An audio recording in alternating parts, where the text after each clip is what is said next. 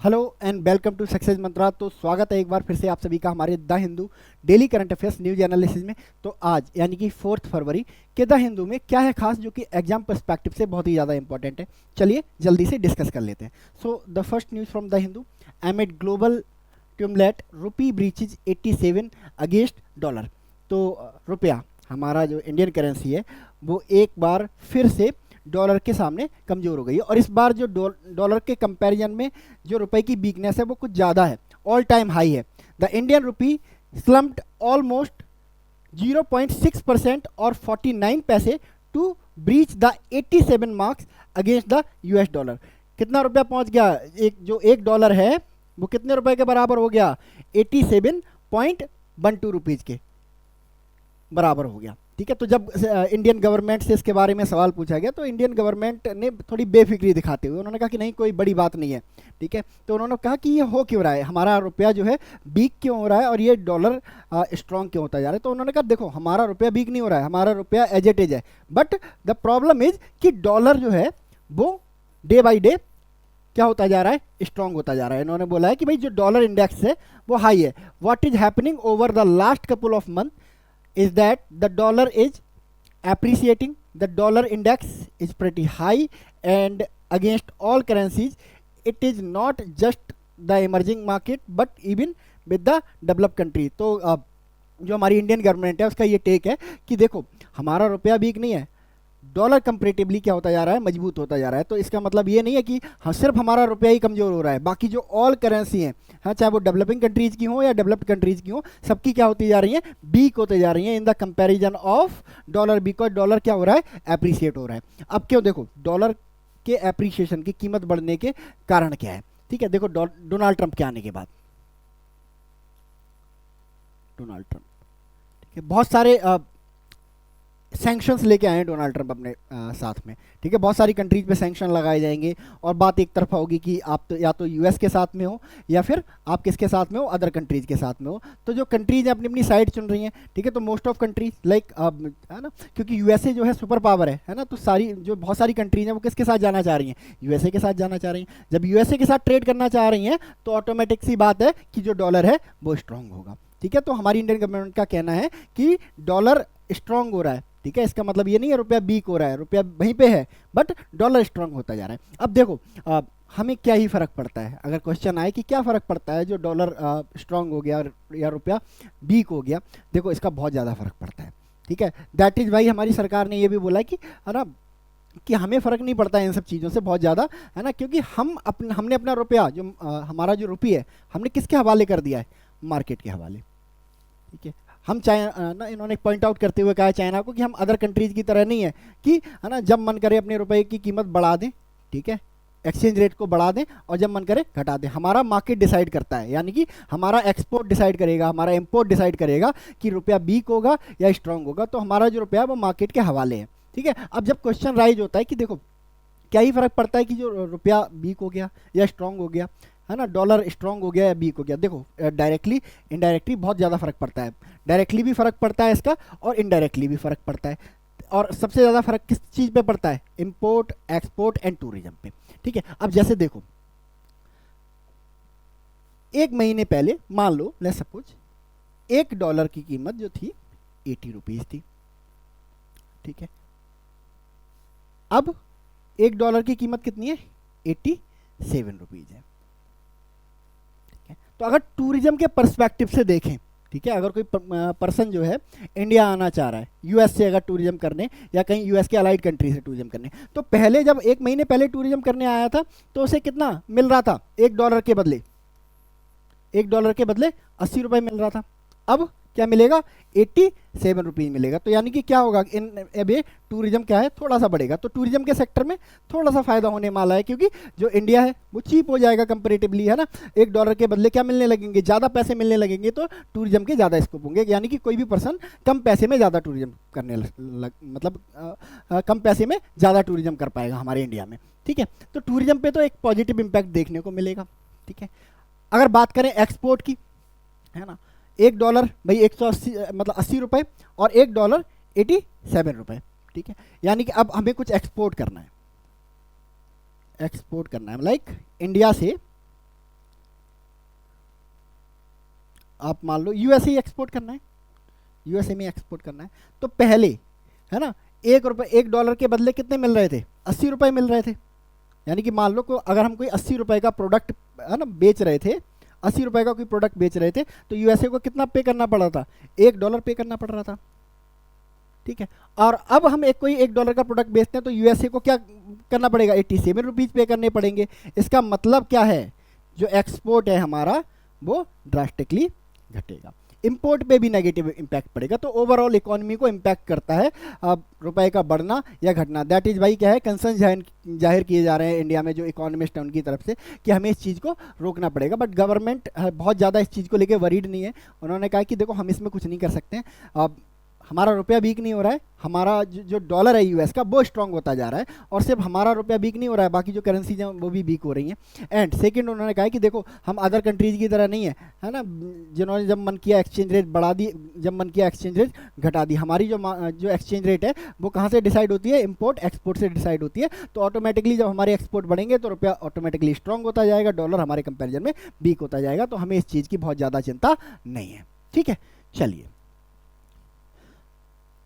Next है allegation of caste discrimination, caste profiling of student misleading. IIT Delhi का statement आया कुछ समय पहले, हमने इस चीज़ को कवर किया था कि एक एजुकेशन एक्टिविस्ट ने एलिगेशंस लगाए हैं आईआईटी दिल्ली और आईआईटी बॉम्बे के ऊपर कि इन्होंने आईआईटी के प्लेसमेंट के टाइम पे कास्ट डिस्क्रिमिनेशन किया। कैसे किया ये कास्ट डिस्क्रिमिनेशन, इन्होंने सारे स्टूडेंट्स को बुलाया, ठीक है, उनकी रैंक पूछी, जो जेईई में उनकी जो रैंक थी वो पूछी, उनकी कैटेगरी पूछी, ठीक है, कैटेगरी पूछी, और फिर प्लेसमेंट के टाइम पे क्या हुआ है ना, उन्हीं स्टूडेंट को जो है ना जो शेड्यूल कास्ट या शेड्यूल ट्राइब से बिलोंग करते थे उन्हें बाहर कर दिया गया। तो इस तरह के डिस्क्रिमिनेशन के आरोप लगाए गए इन दोनों आईआईटीज़ के ऊपर। एंड डेटा भी दिया गया कि जो लगभग 22 आईआईटी के जो स्टूडेंट हैं जो शेड्यूल कास्ट से बिलोंग करते हैं उन्होंने सुसाइड कर लिया। तो एनसीएससी ने जवाब मांगा था, national commission for schedule caste, उन्होंने जवाब मांगा था आईआईटी से कि भाई आपका क्या कहना है इस बारे में। तो उन्होंने कहा कि भाई ये क्या है, मिसलीडिंग है, बेसलेस है, हमने ऐसा किसी की कास्ट प्रोफाइलिंग नहीं की है, और जिस डेटा की को लेने की बात की जा रही है वो डेटा तो ऑलरेडी एडमिशन के टाइम पे दिया जाता है, ठीक है, और उस डेटा को हम क्या रखते हैं, बिल्कुल सीक्रेसी में रखते हैं, ठीक है। उस डेटा तक किसकी रीच होती है, या तो रजिस्ट्रार की रीच होती है या फिर किसकी रीच होती है, स्टूडेंट की रीच होती है, और बिना स्टूडेंट की मर्जी के उस डेटा को क्या होता है, डिस्क्लोज नहीं किया जाता है। तो ये जो खबर फैलाई जा रही है बिल्कुल बेसलेस है ना, चाहे वो सुसाइड्स को लेकर हो, चाहे ये कास्ट प्रोफाइलिंग को लेके हो, ठीक है। तो एनसीएससी को ये जवाब दिया है ना। तो एनसीएससी क्या है, NCSC national commission for schedule caste, एक कॉन्स्टिट्यूशनल बॉडी है, ये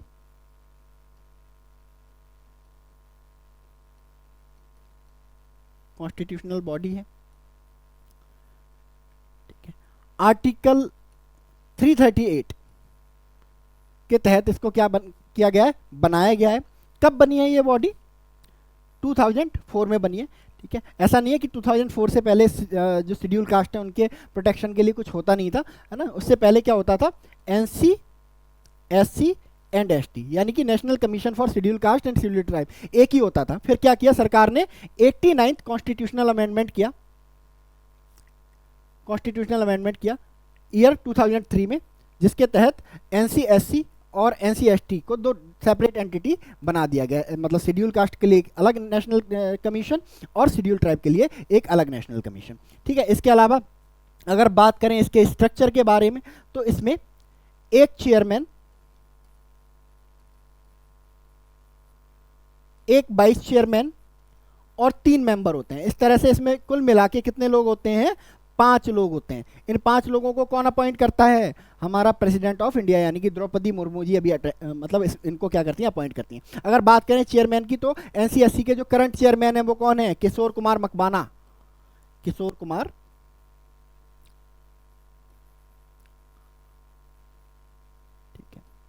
एम एंड ऑब्जेक्टिव क्या है इस एजेंसी का, इस कमीशन का, ठीक है। शेड्यूल कास्ट पे जो एट्रोसिटीज़ होती हैं उनमें ये लुक इनटू करते हैं। इसके अलावा शेड्यूल कास्ट के वेलफेयर से रिलेटेड जो भी सजेशन केंद्र सरकार या राज्य सरकार इनसे मांगती है वो देते हैं। और इसके अलावा एक वॉच डॉग का काम करते हैं कि कहीं देश के किसी कोने में शेड्यूल कास्ट के लोगों के साथ कोई एट्रोसिटी तो नहीं हो रही, कोई डिस्क्रिमिनेशन तो नहीं हो रहा है। जब ऐसा हो रहा होता है तो जो national commission of for schedule caste है ये अपनी पावर्स का इस्तेमाल करता है, जो कि एक सिविल कोर्ट के बराबर होती हैं। ठीक है, तो इसको याद रखेंगे एनसीएससी। ठीक है, कौन है करंट चीफ? किशोर कुमार मकवाना। ठीक है, तो कुछ चीज़ें याद रखनी। 2004 में बना, किस अमेंडमेंट के थ्रू? 89 कॉन्स्टिट्यूशनल अमेंडमेंट के थ्रू इसको बनाया गया। इसके अलावा एक कॉन्स्टिट्यूशनल बॉडी है, आर्टिकल 338 के तहत इसको बनाया गया है। 5 लोग होते हैं, एक चेयरमैन, एक वाइस चेयरमैन, 3 लोग। चेयरमैन कौन है? आपके किशोर कुमार मकवाना है। और ऑब्जेक्टिव क्या है? जो शेड्यूल कास्ट के खिलाफ जो डिस्क्रिमिनेशन होता है, एट्रोसिटीज होती हैं, उस पर अपनी आवाज़ उठाना और अकॉर्डिंगली एक्शन लेना। ठीक है, चलिए नेक्स्ट न्यूज़ की तरफ चलते हैं। So the next news from anti conversion bill. Anti conversion bill tabled in Rajasthan assembly by government. ठीक है, अब इसकी बहुत डिमांड की जाती है पूरे देश में कि भाई सेंट्रल गवर्नमेंट को लॉ लाना चाहिए, बट सेंट्रल गवर्नमेंट कुछ रेस्ट्रिक्शंस के थ्रू नहीं, मतलब वजह से नहीं लाती है। डिस्कस करेंगे क्या रेस्ट्रिक्शंस है, बट फाइनली राजस्थान ने इस बिल को क्या कर दिया है? टेबल कर दिया है। ठीक है, और इसके थ्रू क्या किया है कि जो कन्वर्जन है ना, on the basis of love, जिसे लव जिहाद बोला गया है। ठीक है, कि लव जिहाद के नाम पे जो कन्वर्जन होता है, चाहे वो मेल का हो या फीमेल का हो, वो क्या है? एक क्राइम होगा। और कितने साल की सज़ा होने वाली है? 10 साल तक की सज़ा होने वाली है और 50,000 रुपये तक का फाइन लगेगा इसमें। और क्या नाम है इस बिल का? The prohibition of unlawful conversion of religion bill 2025। यानी कि 10 साल तक की सज़ा, 50,000 रुपये तक का जुर्माना। किस पे? ठीक है, लव जिहाद पे। ठीक है, क्या है लव जिहाद?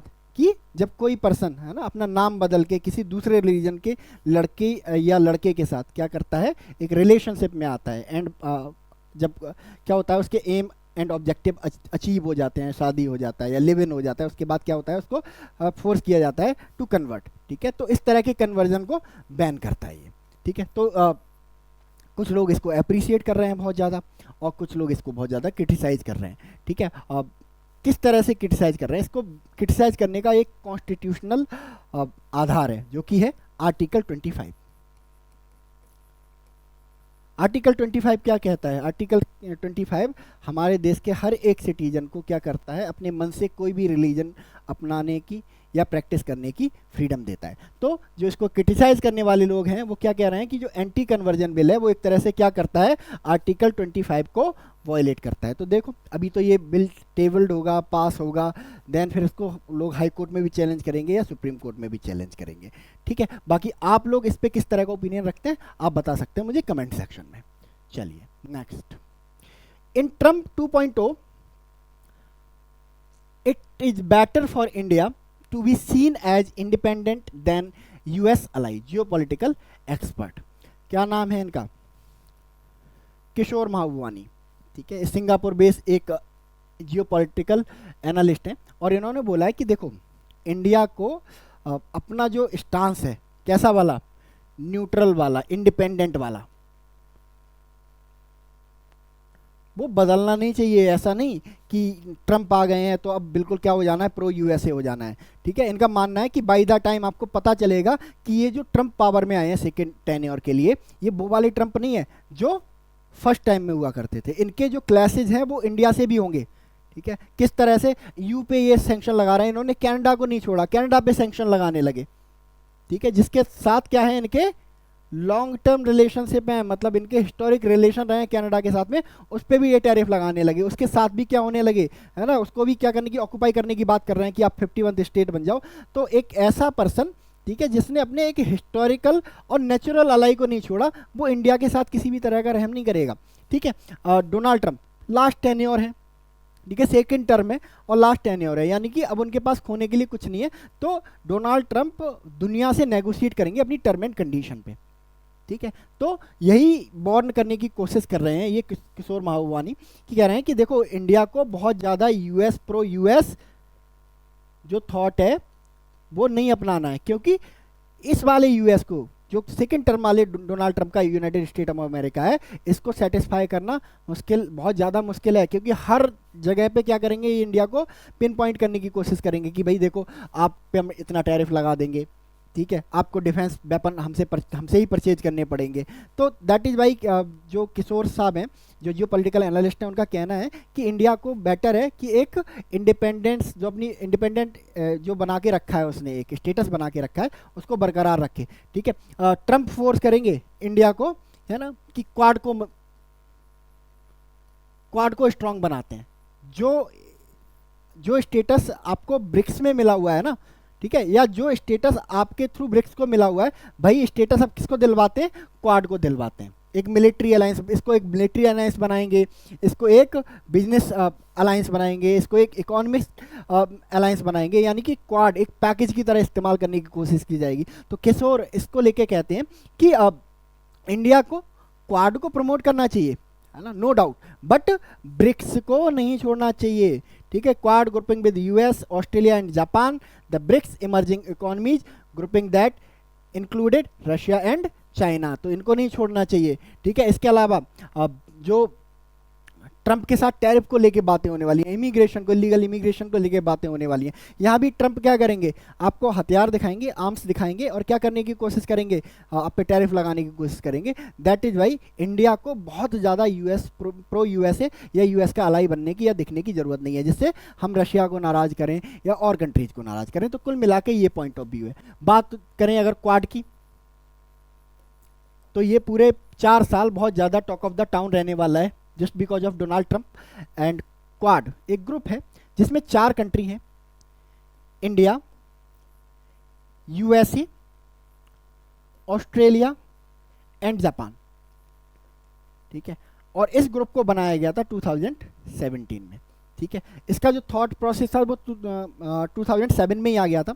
जापान के उस समय के जो प्राइम मिनिस्टर थे शिंजो आबे, उन्होंने दिया था इसका थॉट कि एक क्वाड बनना चाहिए। ठीक है, और इसका जो एम एंड ऑब्जेक्टिव है वो क्या है, एक ही एम एंड ऑब्जेक्टिव है, टू काउंटर चाइना।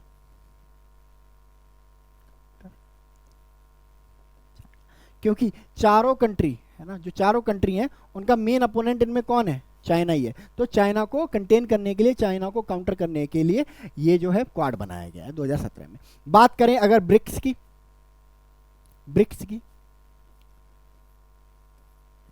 तो 2010 में 2010 में इस ग्रुप को बनाया गया था। कॉन्सेप्ट इसका 2001 में आया था, जिम ओ'नील ने दिया था और बताया था कि कैसे ये जो 4 कंट्रीज हैं वो दुनिया के लगभग 25% जीडीपी को, 50% पॉपुलेशन को, और कैसे 30% जो लैंड एरिया है वो कब्जा के बैठी हुई हैं। दैट इज़ भाई ये कंट्रीज का जो ग्रुप अगर बन जाए, है ना, तो दुनिया का सबसे पावरफुल ग्रुप बनेगा ये। ठीक है, बाद लेटर ऑन इसमें साउथ अफ्रीका को शामिल कर लिया गया और ब्रिक बन गया BRICS, Brazil, Russia, India, China and South Africa.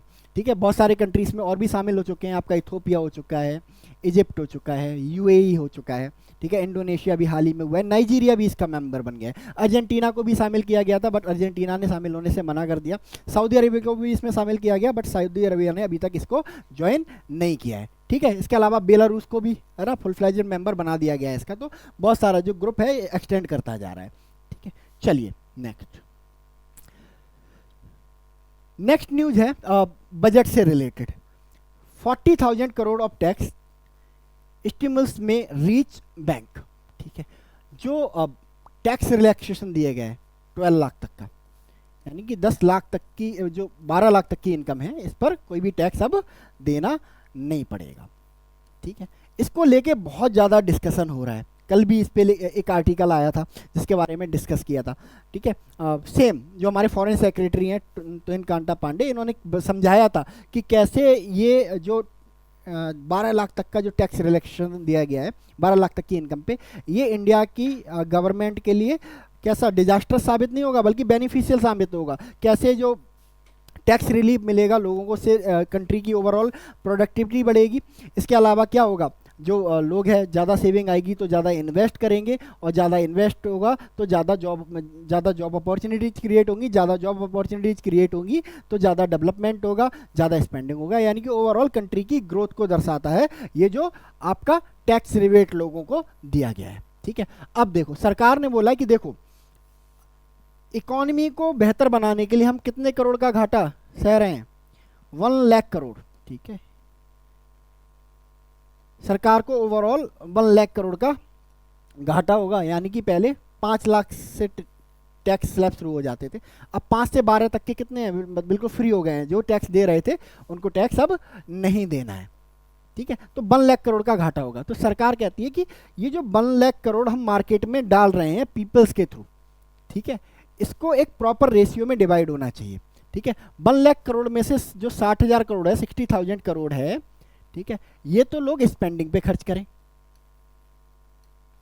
ठीक है, कम से कम। ठीक है, इसके अलावा कम से कम 40,000 करोड़ रुपीज इन 1 लाख करोड़ में से, ठीक है, कहाँ जाना चाहिए? बैंकों में जाना चाहिए। ठीक है, अगर ऐसा नहीं होता है, ठीक है, तो हमारा ये जो डिसीजन है वो क्या हो सकता है? बैकफायर कर सकता है। क्या होगा? अब जब लोग सारा का सारा पैसा क्या करेंगे? खर्च कर डालेंगे, तो डिमांड तो राइज कर रही है,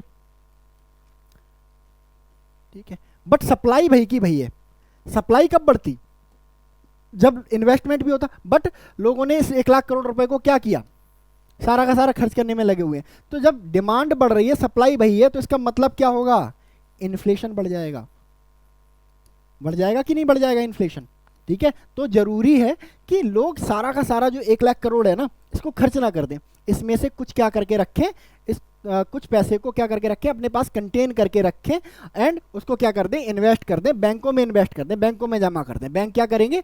बैंक लोन पे दे देंगे। लोन से क्या होगा? जो इंडस्ट्री वाले हैं, बिजनेस वाले हैं, इसको क्या करेंगे? बोरो करेंगे और एक्सपेंशन करेंगे, जॉब अपॉर्चुनिटीज भी क्रिएट होंगी और महंगाई भी काबू में रहेगी। तो ये सरकार का एस्टिमेशन है। जो 1 लाख करोड़ रुपए का जो घाटा होने वाला है सरकार को टैक्स रेवेन्यू से, तो सरकार ने बांटा है कि भाई 40,000 करोड़ रुपए कम से कम बैंकों में जमा करना चाहिए लोगों को, कुल मिला के। ठीक है, तो देखते हैं क्या होता है। चलिए next, Trump pauses Mexico tariff but Canada and China to pay. ठीक है, अब इस आर्टिकल के थ्रू आप जानेंगे कि कैसे अमेरिका ही सुपर पावर है, अभी चाइना, इंडिया भी इसके सामने कुछ नहीं है। कल हमने एक खबर पढ़ी थी, द हिंदू में ही आई थी, कि मैक्सिको, कनाडा और चाइना, इन तीनों कंट्रीज पे यूएसए ने क्या लगा दिए? टैरिफ लगा दिए। इन दोनों कंट्रीज पे 25% का लगाया गया था और चाइना पे 10% का एडिशनल टैरिफ लगाया गया था। ठीक है, उसके बाद क्या हुआ था? मैक्सिको एंड कनाडा के जो हेड ऑफ द स्टेट है, उन्होंने आपस में बात करी थी एंड उन्होंने कहा कि हम आप पे क्या करेंगे, यूएसए पे, है ना, रिवर्सेबल क्या लगाएंगे? टैरिफ लगाएंगे, हम भी बदला लेंगे, हम भी वो करेंगे। बट मैक्सिको आ गया है बैकफुट में।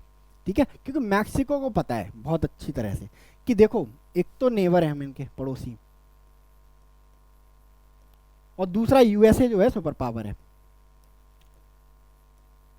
तो इनसे लड़ाई करके हम सरवाइव कर ही नहीं सकते हैं।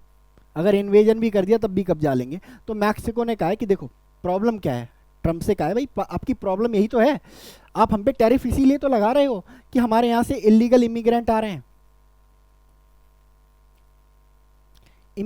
हैं, और ड्रग्स आ रहे हैं, यही तो प्रॉब्लम है ना आपकी।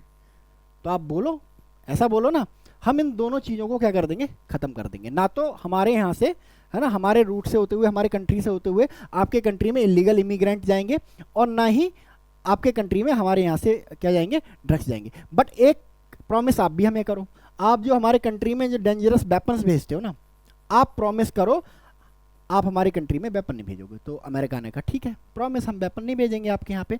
तो इस तरह से क्या किया है, मैक्सिको ने कहा कि ठीक है, टाइम दो, हम ये सब चीज़ें अरेंज करते हैं, हम मेक श्योर करते हैं कि आपके यहाँ इलीगल इमिग्रेंट ना जाए, ड्रग्स ना जाए, है ना, एंड आप हम पे टैरिफ मत लगाओ। तो यूएसए ने क्या कर दिया है? टैरिफ्स को होल्ड कर दिया है ओवर द मैक्सिको, क्योंकि मैक्सिको क्या कर गया है?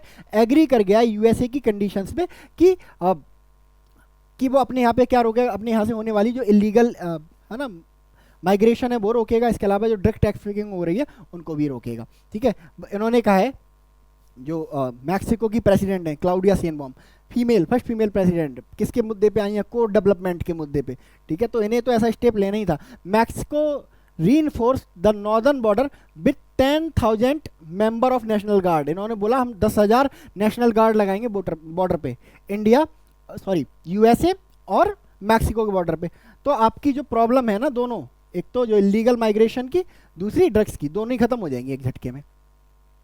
ठीक है, तो मैक्सिको ने क्या कर दिया है ना, सरेंडर कर दिया यूएसए के सामने। That is why USA is called, है ना, सुपर पावर। तो यूएसए ने भी क्या किया, इन पे अभी टैरिफ हटा दिए। देखते हैं कनाडा का क्या निकल के आता है। चाइना नहीं करेगा, है ना, मोस्ट प्रोबब्ली चाइना के पास ऑप्शन ही नहीं है, मौका ही नहीं देना चाहते यूएसए, जो डोनाल्ड ट्रंप है वो उसको मौका ही नहीं देना चाहता चाइना को। बट देखते हैं कनाडा भी ऐसे ही सरेंडर करता है या क्या होता है। चलिए नेक्स्ट आर्टिकल, सॉरी, चलिए चलते चलते मैक्सिको के बारे में जान लेते हैं। मैक्सिको बहुत ज़्यादा डिबेटेड है। तो मैक्सिको कहाँ है, ठीक है, यूएसए, ठीक है, और ग्वाटेमाला के बीच में, ठीक है।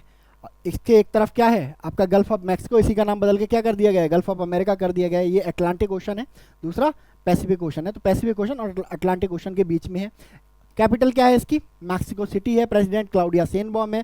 करेंसी क्या है इनकी, मैक्सिकन पीसो है। और अगर एक्सचेंज रेट की बात करें तो एक यूएस डॉलर कितने के बराबर है आपका, 17.1 मैक्सिकन पीसोज के बराबर है। ऑफिशियल लैंग्वेज की अगर बात करें तो स्पेनिश। ऑफिशियल रिलीजन जो है इनका, कोई ऑफिशियल रिलीजन ये नहीं रखते हैं, ठीक है। मॉनेटरी यूनिट हमने जान ही लिया, मैक्सिकन पीसो, ठीक है। चलिए नेक्स्ट न्यूज आ रही है आपकी ईयू से। और ईयू की जो ऑफिशियल हैं, जो फॉरेन मिनिस्टर हैं, काजा कलास, इन्होंने बोला है कि China will be laughing says EU foreign minister on trade war.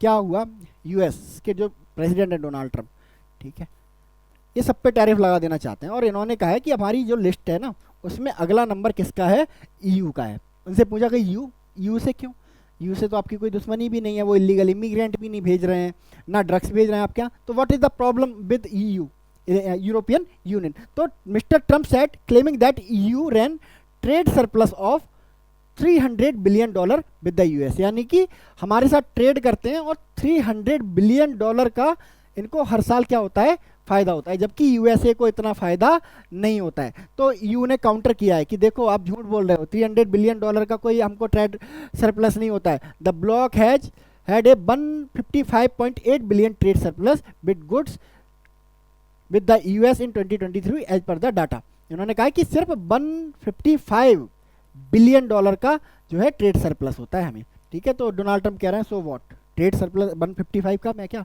ये भी बहुत ज़्यादा अमाउंट है, तो हम भी आप पे क्या करेंगे, टैरिफ लगाएंगे। तो जो काजा कलास है, फॉरेन मिनिस्टर हैं जो यू की, उन्होंने बोला है कि देखो यूएसए और ईयू, यूरोपियन यूनियन, दोनों एक दूसरे के साथ क्या है, इंटरलिंक्ड है, ठीक है।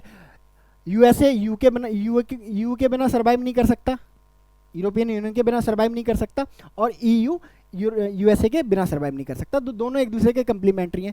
दूसरा, आप चाइना को कंटेन करना चाहते हो और आप हम चाइना पे भी टैरिफ लगाना चाहते हो और मतलब ईयू पे भी टैरिफ लगाना चाहते हो। अगर आप दोनों कंट्रीज पे टैरिफ लगाओगे, ठीक है, तो चाइना सबसे पहले हंसेगा। क्यों हंसेगा चाइना, है ना, कि चाइना को तो मार्केट मिल जाएगा। आपको तो क्या करना चाहिए, ईयू को अपने फेवर में लेके आना चाहिए, ताकि चाइना को, अगर आपको बीकी करना है तो चाइना के लिए क्या करो, चाइना का जो इम्पोर्ट है आप महंगा कर दो, जो चाइना से इंपोर्ट कर रहे हो। दूसरा, मेक श्योर करो चाइना कहीं पे ट्रेड ना कर पाए। ऐसे तो आप सब पर क्या करोगे, टैरिफ लगा के, हम पे भी टैरिफ लगा के क्या करोगे, हम तो मजबूर हो जाएंगे चाइना के साथ ट्रेड करने को।